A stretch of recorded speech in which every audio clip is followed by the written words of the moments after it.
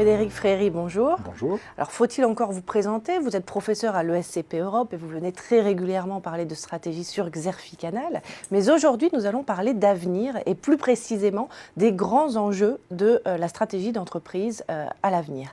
Alors, peut-être qu'il faut rappeler tout d'abord que la stratégie d'entreprise est une très jeune discipline si on la compare avec la comptabilité ou le marketing, par exemple. Effectivement, l'avantage quand on est professeur dans une école bicentenaire, c'est qu'on peut regarder les choses sur des durées un peu longues. Et la stratégie, elle a une petite cinquantaine d'années à peu près. Elle est née dans les années 60, là où le marketing a à peu près un siècle, la finance certainement 500 ans, et alors la comptabilité, certains disent que l'écriture a été inventée pour la comptabilité, donc elle est aussi vieille que la connaissance et le savoir humain en gros. Donc la stratégie, c'est une discipline toute jeune, effectivement. Et alors, elle a eu plusieurs phases d'évolution, les années 60, 70 jusqu'aux années 2000. Ça marche à peu près par décennies, effectivement. Les années 60, c'est les premiers modèles de départ. Alors, la stratégie, elle est née à deux endroits. Elle est née à l'université de Harvard et dans les cabinets de conseil au Boston Consulting Group. Et les années 60, c'est les premiers modèles, le bon vieux modèle SWOT de Harvard, et puis l'abominable matrice BCG, qui malheureusement existe encore un petit peu. Ça, c'est les années 60, donc les modèles de départ. Les années 70, ça a été la grande période de la planification stratégique. On a fait des plans partout, on avait des directions de la planification dans les entreprises, puis à la fin des années 70, on s'est rendu compte que c'était plutôt nuisible, et donc on les a fermés. Les années 80, ça a été la grande période de Michael Porter, professeur à Harvard, donc qui a postulé en fait que la stratégie, ça consiste à s'adapter à l'environnement, et donc on a changé la manière de voir grâce à Michael Porter. Les années 90, ça a été le retour de bâton, on a dit l'inverse de Porter, on a dit mais non, il s'agit de s'appuyer sur l'interne de l'entreprise, ses ressources et ses compétences pour obtenir du succès. Et puis les années 2000, c'est le moment où on s'est rendu compte que c'était finalement possible pour tout le monde d'obtenir un avantage concurrentiel, mais la difficulté c'était de le conserver parce qu'au bout d'un moment tout le monde faisait un petit peu la même chose. Et donc la pérennité de l'avantage concurrentiel est devenue la question clé avec des choses comme les océans bleus par exemple.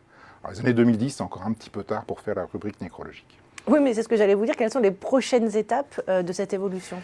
Alors c'est compliqué. Il y a deux choses qu'on pourrait dire. On pourrait dire peut-être que la stratégie va beaucoup plus s'incarner parce que les questions sociétales, les questions environnementales vont prendre énormément de place. C'est une possibilité tout à fait nette et c'est tout à fait envisageable de faire rentrer beaucoup plus de parties prenantes et pas uniquement la question du profit pour les actionnaires qui est quand même maintenant très largement contestée, y compris à l'intérieur de la réflexion académique. Donc beaucoup plus incarnée en fait. Ou alors à l'inverse, une possibilité, ce serait que la stratégie devienne totalement désincarnée à coup de big data, à coup d'intelligence artificielle, lorsque les statistiques anonymes en fait remplaceraient un diagnostic fait par des stratèges. Ce que ça posera comme question intéressante peut-être aussi, c'est peut-être un renversement des équilibres de pouvoir à l'intérieur de l'entreprise. Parce que la stratégie, c'est quand même un petit peu un outil de pouvoir.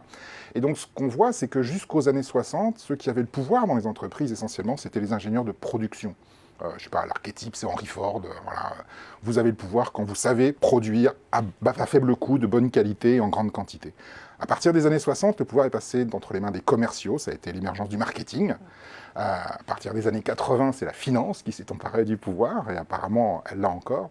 Et donc la grosse question, c'est qui va prendre le pouvoir la prochaine fois? Et donc là encore, on peut hésiter entre peut-être des gens qui seront porteurs d'un message plus sociétal, environnemental, incarné, ou peut-être des analystes beaucoup plus statistiques du big data et de l'intelligence artificielle. Et ça, pour l'instant, on ne sait pas. En tout cas, vous posez la question, nous verrons bien. Merci beaucoup Frédéric Fréry pour cette analyse.